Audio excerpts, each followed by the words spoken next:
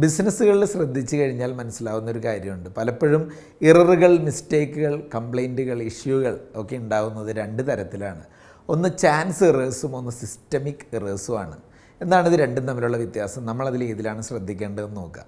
Chance errors എന്ന് പറഞ്ഞാൽ സാധാരണ ഇപ്പോൾ ഒരു ബ്രൗഷർ ചെയ്തു, അത് കഴിഞ്ഞ് നോക്കുമ്പോൾ അതിലൊരു സ്പെല്ലിംഗ് മിസ്റ്റേക്ക് ഉണ്ടായിരുന്നു, അല്ലെങ്കിൽ കാലാവസ്ഥ വിചാരിച്ച പോലെ ആയില്ല, പെട്ടെന്ന് മഴ പെയ്തു, അതുകൊണ്ട് നമ്മളൊരു സാധനം കൊടുക്കാൻ ഡിലേ ആയി, കസ്റ്റമർക്കൊരു ഡെലിവറി ഡിലേ ആയി. ഇങ്ങനെ അപ്രതീക്ഷിതമായ ചില സാഹചര്യങ്ങൾ കൊണ്ടുണ്ടാകുന്ന ഇററുകളാണ് ചാൻസ് ഇറേഴ്സ്.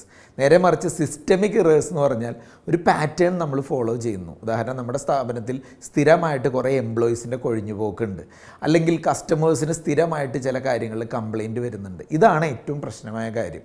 ഒരേ പാറ്റേണിൽ സ്ഥിരമായ ഇററുകൾ സംഭവിക്കുന്നുണ്ടെങ്കിൽ അതിനെ വ്യത്യസ്ത രൂപത്തിൽ തന്നെ സമീപിച്ച് അത് കറക്റ്റ് ചെയ്യേണ്ടതുണ്ട്. സിസ്റ്റമിക് ഇറേഴ്സ് കറക്റ്റ് ചെയ്താലാണ് ഒരു ഓർഗനൈസേഷൻ സക്സസ്ഫുള്ളി മുന്നോട്ട് പോവുക. Thank you.